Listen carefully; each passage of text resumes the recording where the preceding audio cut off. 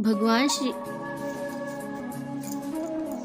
श्री भगवान जी कहते हैं, हे लक्ष्मी, अब मैं छठे अध्याय का महत्व बताता हूँ, जिसे सुनने वाले मनुष्यों के लिए मुक्ति सदैव करतल रहती है। गोदावरी नदी के तट पर प्रतिष्ठापुर नाम का एक विशाल नगर है, जहाँ मैं पिपलेश के नाम से विख्यात होकर रहता हूँ। उस नगर में जनश्रुति नामक एक राजा रहते हैं, जो भूमंडल की प्रजा को अत्यंत प्रिय थे।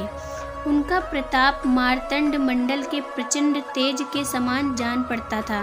प्रतिदिन होने वाले उनके यज्ञ के धुएं से नंदनवन के कल्प वृक्ष इस प्रकार काले पड़ गए थे, मानो राजा की असाधारण दानशीलता देखकर वे लज्जित हो गए हों। उनके यज्ञ से प्राप्त पुरोडस के रसास्वादन में सदा आसक्त होने के कारण देवता लोग कभी प्रतिष्ठानापुर को छोड़कर बाहर नहीं जाते थे।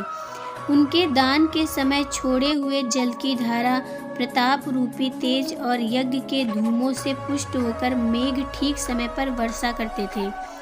उस राजा के शासन काल में ईर्तियां के लिए कहीं थोड़ा भी स्थान नहीं मिलता था और अच्छी नीतियों का सर्वत्र प्रसार होता था। वे बावली, कुएं और पोखरे खुदवाने के बहाने मानो प्रतिदिन पृथ्वी के भीतर की निधियों का अवलोकन करते थे। एक समय राजा के दान, तप, यज्ञ और प्रताप पालन से संतुष्ट होकर स्वर्ग के देवता उन्हें वर देने के लिए आए।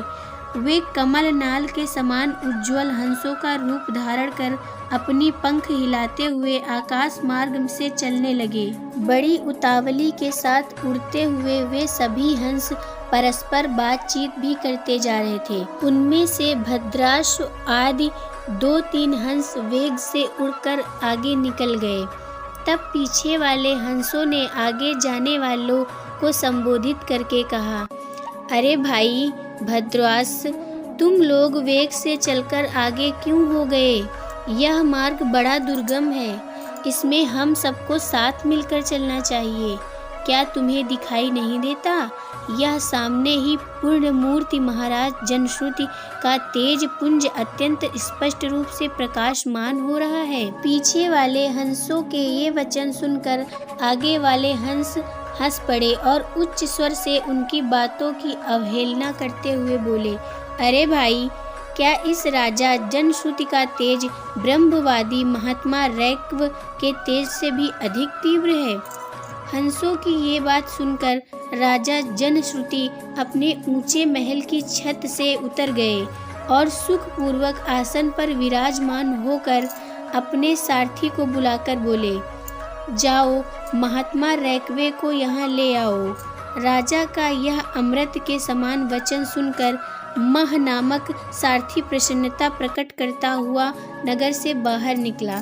सबसे पहले उसने मुक्तिदायिनी काशीपुरी की यात्रा की, जहाँ जगत के स्वामी भगवान विश्वनाथ मनुष्यों को उपदेश दिया करते हैं।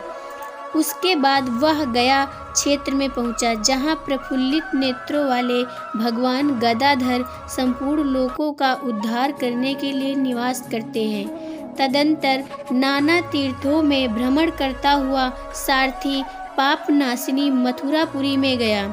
यह भगवान श्री कृष्ण का आदि स्थान है, जो परम महान तथा मोक्ष प्रदान करने वाला है। वेद और शास्त्रों में वह तीर्थ त्रिभुवनपति भगवान गोविंद के अवतार स्थान के नाम से प्रसिद्ध है। नाना देवता और ब्रह्मर्षि उसका सेवन करते हैं। मथुरा नगर कालिंदी के किनारे शोभा पाता है। उसकी आकृति अर्धचंद्र के समान प्रतीत होती है। वह सब तीर्थों में निवास से परिपूर्ण है। परम आनंद प्रदान करने के कारण सुंदर प्रतीत होता है। गोवर्धन पर्वत होने से मथुरा मंडल की शोभा और भी बढ़ जाती है। वह पवित्र वृक्षों और लताओं से आवृत है। उसमें 12 वन है। वह परम पुण्यमय था। सबको विश्राम देने वाली श्रुतियों के सारभूत भगवान श्री कृष्ण की आधार भूमि है। तत्पश्चात मथुरा से पश्चिम और उत्तर दिशा की ओर बहुत दूर तक जाने पर सारथी को कश्मीर नामक नगर दिखाई दिया। जहाँ शंख के समान उज्ज्वल गगनचुम्बी महलों की पंक्तियाँ भगवान शंकर के अट्टहास की शोभा पाती हैं, जहाँ ब्राह्मणों के शास्त्रीय आलाप सुनकर मूक मनुष्य भी सुंदर वाणी और पदों का उच्चारण करते हुए देवताओं के समान हो जाते हैं, जहाँ निरंतर होने वाले यज्ञ धूम से व्याप्त होने के कारण आकाश मंडल मेघों से धुंधले रहने पर भी अपनी कालिमा नहीं छोड़ते, जहाँ उपाध्याय के पास आकर छात्र जन्मकालीन अभ्यास से ही संपूर्ण कलाएं स्वतः पढ़ लेते हैं, तथा जहाँ मणिकेश्वर नाम से प्रसिद्ध भगवान चंद्रशेखर देहधारियों को वरदान देने के लिए नित्य निवास करते हैं। कश्मीर के राजा मणिकेश्वर ने दिग्विजय में समस्त राजाओं को जीतकर भगवान शिव का पूजन किया था, तभी से उनका नाम मणिकेश्वर हो गया था। उन्हीं के मंदिर के दरवाजे पर महात्मा रैक्व एक छोटी सी जगह पर बैठे अपने अंगों को खुजलाते हुए वृक्ष की छाया का सेवन कर रहे थे। इसी अवस्था में सारथी ने उन्हें देखा। राजा के बताए हुए भिन्न भिन्न चिन्हों से उसने शीघ्र ही रैक्व को पहचान लिया और उनके चरणों में प्रणाम करके कहा, ब्राह्मण, आप किस स्थान पर रहते हैं? आपका पूरा नाम क्या है? आप तो सदा स्वच्छंद विचरने वाले हैं, फिर यहाँ किस लिए ठहरे हैं? इस समय आप क्या करने का विचार है? सारथी के ये वचन सुनकर परमानंद में निमग्न महात्मा रैक्व ने कुछ सोचकर उनसे कहा, यद्यपि हम पूर्ण काम है, हमें किसी वस्तु की आवश्यकता नहीं है, तथापि कोई भी हमारी मनोवृत्ति के अनुसार परिचार्य कर सकता है। रैक्व के हार्दिक अभिप्राय का आदब पूर्वक ग्रहण करके सारथी धीरे से राजा के पास चल दिया।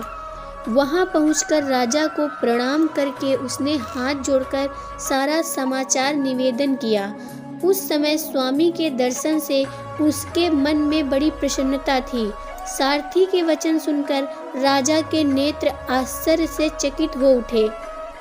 उनके हृदय में रैक्व का सत्कार करने की श्रद्धा जागृत हुई।